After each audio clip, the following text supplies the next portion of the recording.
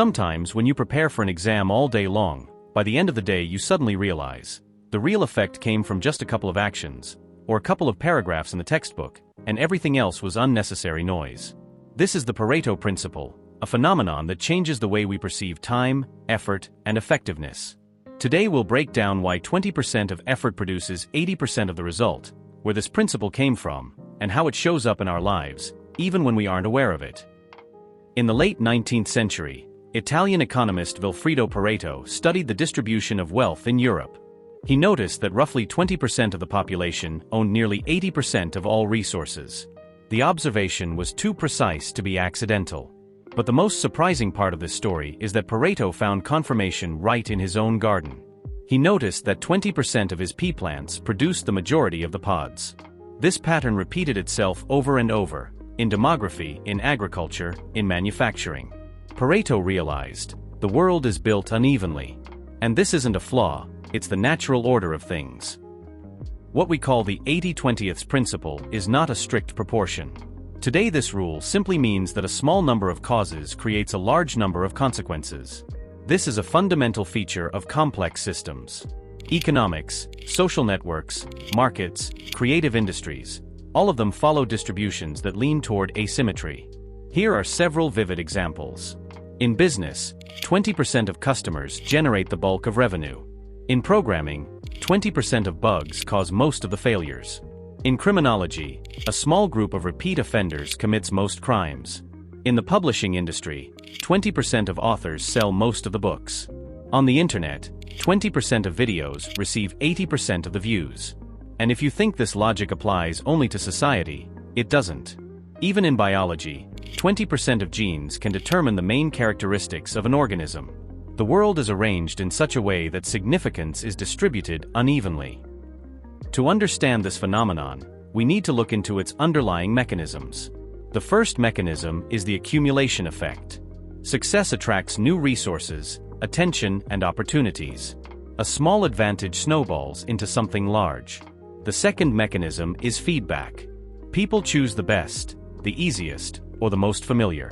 If a product, idea, or action proves more effective than the others, it receives more and more support. And the final mechanism is the network effect. The modern world is connected by millions of links, social platforms, markets, information flows. In such networks, any imbalance quickly amplifies. This is why popular things become even more popular. As a result, a small group of factors begins to control the system. What's interesting is that the Pareto principle works even when we don't apply it consciously. But once we start analyzing our actions, the picture becomes surprisingly clear. At work, it turns out that only a few tasks truly determine career growth or sales. In learning, a couple of key concepts give most of the understanding.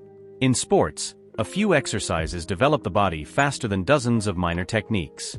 In relationships, our closest circle, just a few people, influences us the most. If we could identify in advance which actions belong to the vital 20%, our effectiveness would increase dramatically. There is a simple and powerful tool, the Pareto analysis. The essence of the method is to gather data, sort it by importance, and determine which part produces the greatest contribution. Imagine you want to understand where your time goes. You record your activities, measure their duration, and then assess which of them give you progress, income, or benefit. Very quickly, you'll notice the majority of time is spent on tasks that change almost nothing. Another example, finances. Once you analyze your spending, you'll see that a few expense categories make up most of the costs. In business, this method becomes ABC analysis. Category A represents those very 20% that cannot be ignored. And in personal productivity, the Pareto principle becomes a compass. Before starting the day, you can ask yourself, which 2 or 3 actions will give me the main result? Often, the answer turns out to be surprisingly revealing.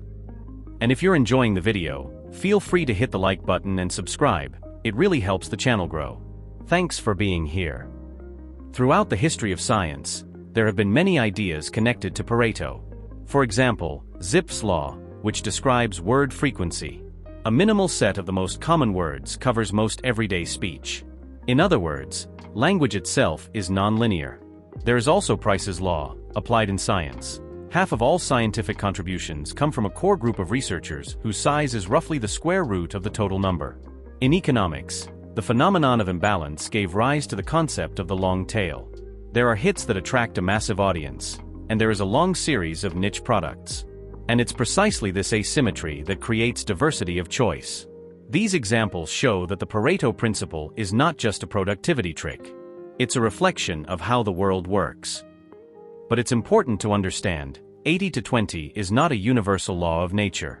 There are processes where results are distributed relatively evenly.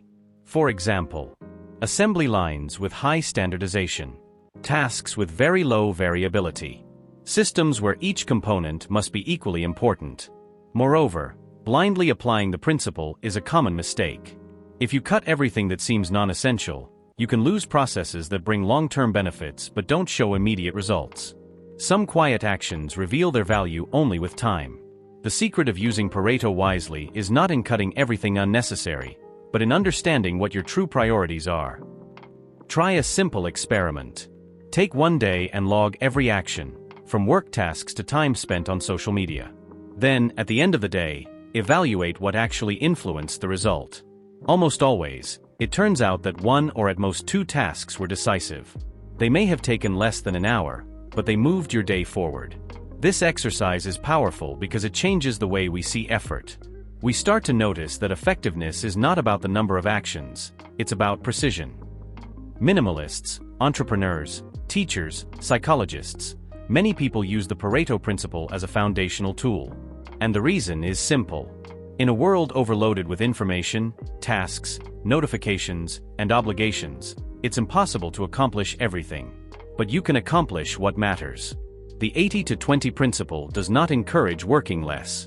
It encourages working more precisely and more consciously. It teaches us to choose, to let go of the unnecessary, to focus on what truly matters, and most importantly, to understand our own path instead of dissolving into random tasks. If we look at history, science, and our own experience, it becomes clear. The world is inherently uneven. This principle is not just a statistical trick, it is a key to understanding where to direct your energy. Each of us can choose our own 20%. In tasks, in knowledge, in relationships, in goals, in life strategy.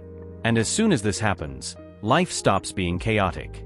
It becomes a vector filled with meaning. The Pareto Principle is not a formula, it's a way of seeing the world.